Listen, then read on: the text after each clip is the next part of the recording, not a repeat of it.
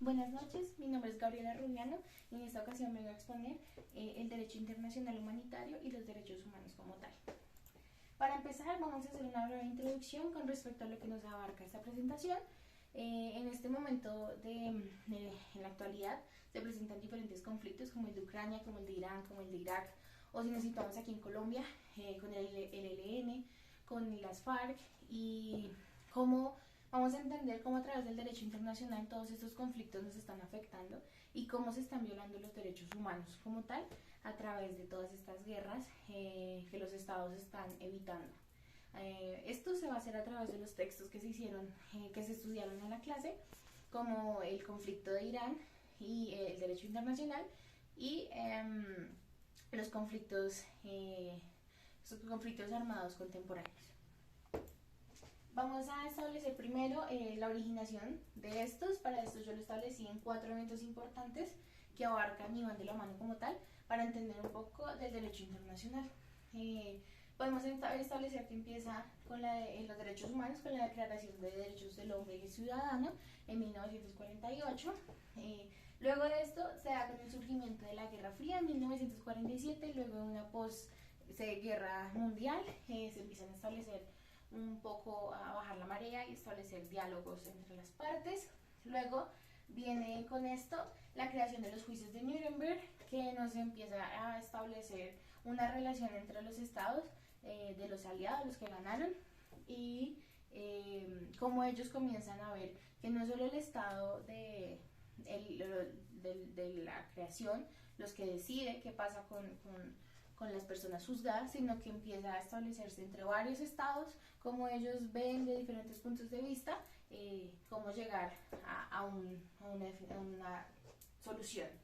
Y luego de eso se da la creación de la ONU, con esto el convenio de Ginebra, y se establece todo el derecho internacional que conocemos en este momento. Y todo esto se da gracias a una necesidad de una norma limitante que necesitan los estados para establecer valga la redundancia, unos límites cuando se presenten conflictos, tanto internos como externos. Luego seguimos ya como tal el derecho humanitario, el derecho de guerra, que es, establecemos que es un conjunto de normas que intentan limitar, como decía anteriormente, los efectos de los conflictos armados. Ellos protegen a los individuos participantes, tanto activos como pasivos, pueden ser los civiles, los combatientes o los no combatientes, y como el derecho internacional los cobija a todos y comienza a establecer unos derechos y unos deberes entre todos para poder llegar a la solución del conflicto un poco más ameno. Y ya. Luego entendemos la importancia. Su importancia se da en preservar la humanidad durante los conflictos armados, salvaguardar y velar por la vida, la integridad, la dignidad de quienes estén inmersos en los conflictos, como les decía anteriormente, los diferentes participantes que se ven, y la regulación de los crímenes de guerra. Pueden ser genocidios, lesa humanidad, todos los diferentes conflictos y las personas que pueden ver afectadas a través de bombardeos, como veíamos en los textos, el uso de misiles ilegales que matan sobre todo a civiles, y cómo esto empieza a afectar todo el tema de los derechos humanos y la dignidad y la vida de los niños, abuelos, personas, todo. Entonces aquí ya lo establecemos como la violación de derechos humanos, como les decía las lecturas. Esto se da por una falta de voluntad y compromiso político de los estados con las Naciones Unidas y para con el sistema de seguridad colectiva.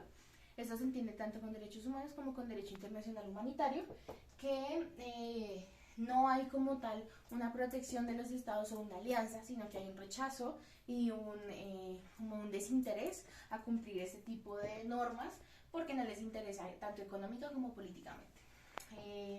Este nos da la creación de la Corte Penal, los tribunales internacionales como los de Nuremberg, y nos identifica si hay genocidio, bueno, esos de guerra, como hablamos anteriormente.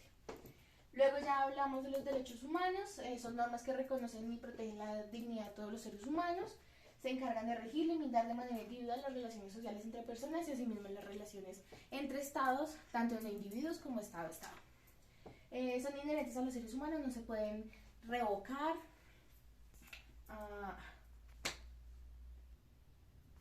son inherentes a los seres humanos, no tienen distinción tanto de raza, etnia, color de piel, si son indígenas, no tienen absolutamente ninguna distinción. Se da con la Declaración de los Derechos del Hombre y Ciudadano, como les decía, en 1948, en diciembre. Y luego se da con la creación de los Convenios de Ginebra, de la mano con todo el derecho internacional como tal. Vamos a hablar como de la importancia con los estados. Es un compromiso estatal para con sus pueblos. Deben cumplirse los derechos humanos porque, como se decía anteriormente, abarca a todos los humanos de la tierra en general, y los establecen estándares de bienestar de los estados contra su pueblo. Nos dice cómo ve, este es el límite de cómo deben vivir. La justicia y democracia, como a través del derecho internacional y de la creación de los derechos humanos comienza a haber una justicia de la democracia, como el pueblo empieza a participar en su estado activamente y en que sus derechos y sus deberes empiecen a ver realmente avalados por el Estado. Aquí ya entendemos una falta grave a los derechos humanos cuando se incumplen. Es una falta de voluntad y compromiso político de los estados con sus pueblos. Como decía anteriormente, se da un rechazo hacia el derecho internacional porque a los estados no les interesa. Entonces, si bien la ONU y todas las organizaciones internacionales han intentado establecer diferentes campañas, diferentes maneras de que los estados se unan y comiencen a cumplir, como les decía, las lecturas, muchos estados rechazan, como es el de Irak, como es el de Irán, como es el de Ucrania en este momento, y deciden enfrentarse después a la ONU, pero primero su guerra. Entonces establecemos los derechos humanos como una utopía, así nos lo establece la lectura, como llegar a algo, pero no lo es. Entonces ese es como el ideal de estos.